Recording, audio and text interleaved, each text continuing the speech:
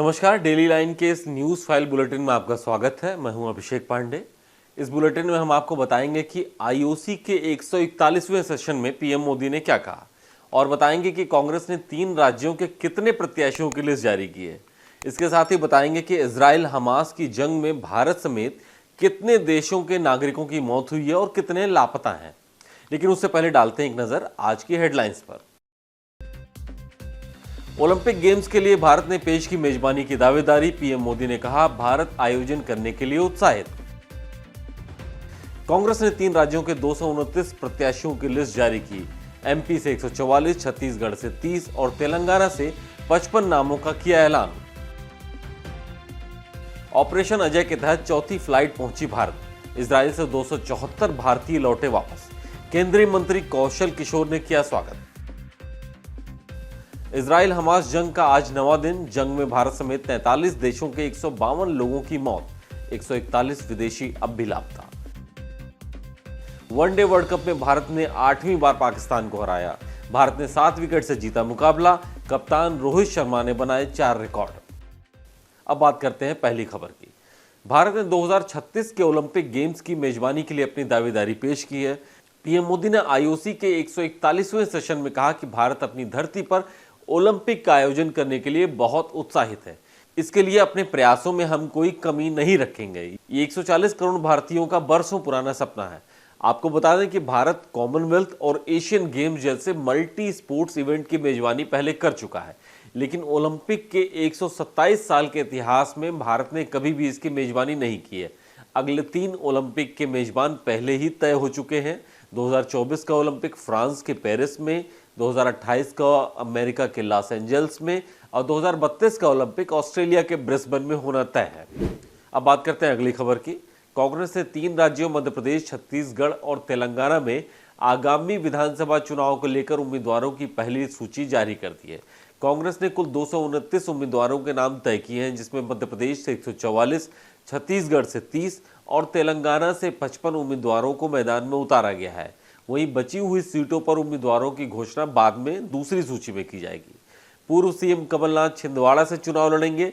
शिवराज सिंह चौहान के खिलाफ बुधनी से विक्रम बस्सल को टिकट दिया गया है। आपको बता दें कि मध्य प्रदेश में 17 नवंबर को, तो छत्तीसगढ़ में 2 चरणों में 7 नवंबर और 17 नवंबर को वोटिंग होगी।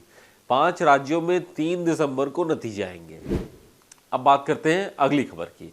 ऑपरेशन अजय के तहत इजराइल के तेल अवीव से चौथी फ्लाइट देर रात भारत पहुंची। चौथी फ्लाइट में 274 भारतीय नागरिकों को वापस लाया गया है। वहीं इससे पहले तीसरी फ्लाइट इजराइल से दिल्ली एयरपोर्ट पहुंची थी, जिसमें 197 भारतीय नागरिक सवार थे। केंद्रीय मंत्री कौशल किशोर ने इजराइल से वापस आए भारतीय नागरिकों का एयरपोर्ट पर स्वागत किया। उन्होंने कहा कि प्रधानमंत्री मोदी देश के नागरिकों की सेवा करने के लिए समर्पित हैं। इसके लिए उन्होंने भारतीय नागरिकों को इजराइल से सुरक्षित वापस लाने का कार्यक्रम चलाया है। वहीं भारत के विदेश मंत्री एस जयशंकर ने सोशल मीडिया प्लेटफॉर्म एक्स पर कहा कि इजराइल से भारत के लिए रवाना होने वाली ये एक दिन में दूसरी उड़ान है। आपको बता दें कि ऑपरेशन अजय प्रधानमंत्री नरेंद्र मोदी द्वारा इजराइल में फंसे करीब 18,000 भारतीयों को वापस लाने के लिए शुरू किया गया है। ऑपरेशन अजय के तहत अब तक 644 लोगों को भारत वापस लाया जा चुका है। अब बात करते हैं अगली खबर की। इजराइल हमास की जंग का आज 9वां दिन है। इस बीच इजराइल डिफेंस फोर्स ने सुरंगों में बने हमास के ठिकानों पर हमला किया। सेना ने जबलिया, जैतुन अल फुकरान और बेहथनान में अंडरग्राउंड टनल्स में हमला किया है। यहाँ कई मोर्टार लॉन्चर तबाह किए गए हैं। वहीं इजराइल डिफेंस फोर्स ने कहा कि हम गाजा में जमीनी हमला करने के लिए तैयार हैं।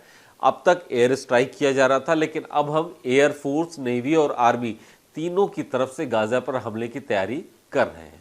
हमले की तैयारी पूरी हो गई है। इस बीच अमेरिका ने इजराइल की मदद करने के लिए भूमध्य सागर में अपना दूसरा वॉरशिप भेज दिया है। वहीं इजराइल ने जंग में मारे गए विदेशियों की लिस्ट जारी की है। लिस्ट के मुताबिक हमास के हमलों में 43 देशों के 152 लोगों की मौत हो गई है और अभी 141 लापता है। इन लापता लोगों में भारत के 4 नागरिक भी हैं, एक की मौत हो चुकी है। आपको बता दें कि 7 अक्टूबर से शुरू हुई जंग में 3500 से ज़्यादा लोग मारे जा चुके हैं।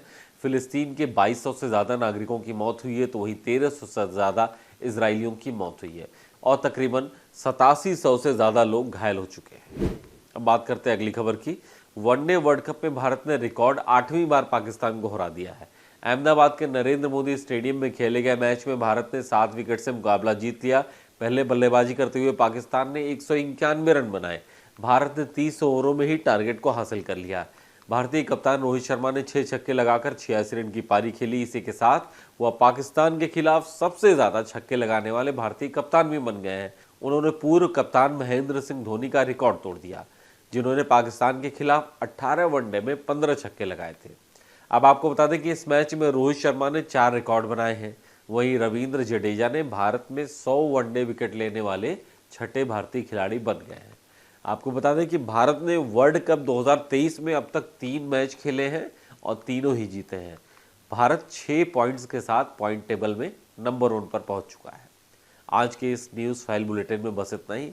देश दुनिया की तमाम खबरों पर नजर बनाए रखने के लिए देखते रहिए डेली लाइव।